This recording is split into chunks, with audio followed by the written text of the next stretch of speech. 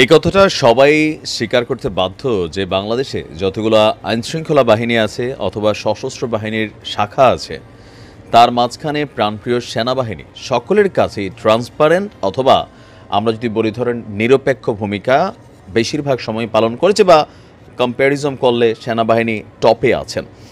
তো গতকালকে রাত্র থেকে আপনার সেনাবাহিনীকে নামানো হয়েছে। বাংলাদেশের এই মুহূর্তে যে বিশৃঙ্খল একটা পরিবেশ আছে, বিভিন্ন জায়গায় নানান ধরনের ঘটনাগুলো ঘটছে, আর পুলিশ তাদের নৈতিক শক্তি এক ধরনের হারিয়ে এই আইন শৃঙ্খলাকে আসলে কন্ট্রোল করতে পারছে না। তো আজকে স্বরাষ্ট্র মন্ত্রণালয় এবং কি আমাদের প্রফেসর ডক্টর ইউনূস, আসিফ নজরুল ইসলাম মানে সকলে মিলে বিষয়টা নিয়ে আপনারা জানেন যে সিদ্ধান্ত নিয়ে সেনাবাহিনীকে মাঠে নামিয়েছে।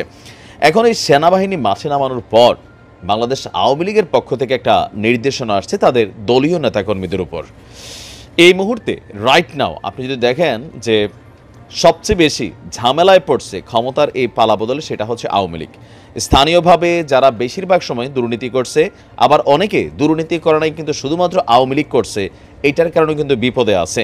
যারা দুর্নীতি করছে তারা বিপদে পড়বে, এটাই স্বাভাবিক। তারা এগুলা ভাইবা চিন্তাই চলে যে ক্ষমতায় থাকলে ফুলের মালা, ক্ষমতায় না থাকলে রূপসা চপ্পলের ভালোবাসা, এই মেন্টালিটিতে কিন্তু তারা হাঁটে। কিন্তু যারা ভালো মানুষ, যে কোনো সময় দল করার কারণে বিএনপি হোক আওয়ামী লীগ হোক বিপদে পড়ছে, তাদের জন্য অনেকটা পজিটিভ ফিডব্যাক তৈরি করবে সেনাবাহিনী। এখন সেনাবাহিনী যাতে কোনো দলের না, আজকে সেনাবাহিনীর ঘোষণাটা শুনছেন যে আমাদের কাছে কোনো দলের পরিচয় নাই, আপনি বিএনপি হন, আওয়ামী লীগ হন, জামাত হন, জাতীয় পার্টি হন, হিন্দু হন, মুসলমান হন, ডাজেন্ট ফ্যাক্ট, আমাদের কাজ হচ্ছে নিরাপত্তা দেওয়া। এবার যেই নিরাপত্তাকে বিশৃঙ্খল করবে তার বিরুদ্ধে সেনাবাহিনীর সাথে সাথে অ্যাকশনে যাবে। সেনাবাহিনীর এমন ঘোষণা শোনার পর আপনার আওয়ামী লীগ তারা একটা নির্দেশনা দিয়েছে তাদের ভেরিফাইড ফেসবুক পেজ থেকে। পোস্টটিতে একটা বলা হয়েছে যে আমরা সারা দেশ থেকে খবর পেয়েছি বেশিরভাগ থানাতে আওয়ামী লীগ নেতাকর্মীদের বাড়িতে হামলা এবং লুটপাটের বিষয়ে সাধারণ ডায়েরিও নিতে চায়নি পুলিশ।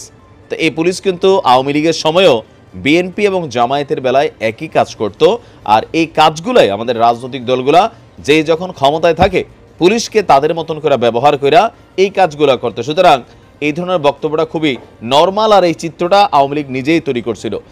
এতে বলা হয়েছে যেহেতু সেনাবাহিনীকে ম্যাজিস্ট্রেসি দেওয়া হয়েছে, মানে একটা বিশাল পাওয়ার দেওয়া হয়েছে, তাই এই অপরাধীদের থামাতে এখন সেনাবাহিনীর কাছে অভিযোগ দেওয়া ছাড়া আর কোনো বিকল্প নেই।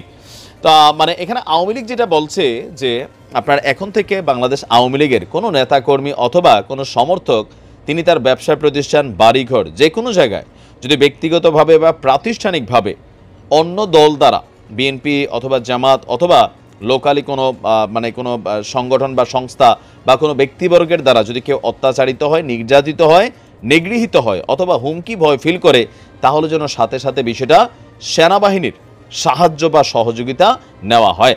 তো এই ক্ষেত্রে সেনাবাহিনী কি সহযোগিতা করবে? শতভাগ করবে, কারণ সেনাবাহিনীর কাজটাই হচ্ছে নিরপেক্ষ থাকা। সেনাবাহিনীর যারা কমিশন অফিসার লেভেলে আছেন তারা কিন্তু সবসময় এই পদটা বা এই পাওয়ারটা তারা পায় না। তাদের কাজই হচ্ছে বেশিরভাগ সময় আমাদের ক্যান্টনমেন্টগুলোতে থাকা, বাট যখন তারা পাবলিকলি নামে তখন তারাও সর্বোচ্চ চেষ্টা করে আচার ব্যবহার দিয়া, ভালোবাসা দিয়া, ভালো কথা বলা, আর যদি দেইরামি করে তখন উল্টা লটকাইয়া মনে করলেন যে বাঁশের কঞ্চি দিয়া চিকন চিকন আঘাত করা, অথবা দরকার লাগলে এনকাউন্টারও কিন্তু করে দিবে। কারণ সেনাবাহিনীর আরেকটা অভিযান চলছে, আপনারা জানেন সেনা পুলিশ সহ বিভিন্ন বাহিনীর যে যৌথ অভিযান চলছে। তো এই মুহূর্তে সেনাবাহিনী নামার পরে এটা সবচেয়ে বেশি অ্যাডভান্টেজ বা সুবিধা আমার মনে হচ্ছে এই মুহূর্তে আওয়ামী লীগই পাবে, আর সাধারণ জনগণও পাবে। আর অন্যান্য দলের মধ্যে যারা প্রতিশোধ পরায়ণ মেন্টালিটিতে ছিল, এটা করে ফেলবো, এটা ভাঙ্গা ফেলবো, এটা দখল নিয়ে নেবো, বিভিন্ন জায়গায় তারা বিপদে পড়ছে। আর সবচেয়ে আরও বড় বিপদে পড়ছে যারা রাস্তাঘাটে বিভিন্ন জায়গায় চাঁদাবাজি সিন্ডিকেট চালাইতো, পুলিশকে বা ট্রাফিককে ম্যানেজ করা, তারাও কিন্তু বিপদে পড়ছে। আমরা সেনাবাহিনীকে চাই নিরপেক্ষ ভূমিকা পালন করবে। এর পাশাপাশি আমাদের ভবিষ্যতে যে রাজনৈতিক সরকাররা আসবেন তারাও এটা মাথায় রাখবেন যে এই যে ধরেন ক্ষমতায় থাকলে ওই যে ফুলের মালা, সইরা গেলে রূপসা জুতার ভালোবাসা, ক্ষমতায় থাকলে যত মামলা আছে এক রাতে সরে যাবে, ক্ষমতায় থেকে সরে গেলে এক রাত্রে আবার 200 মামলা হবে, এই ট্রেন্ডটা যতক্ষণ বাংলাদেশে পরিবর্তন না হয় এখানে কোনো সরকার আইসা এই দেশের জনগণের শান্তি দিতে পারবে না।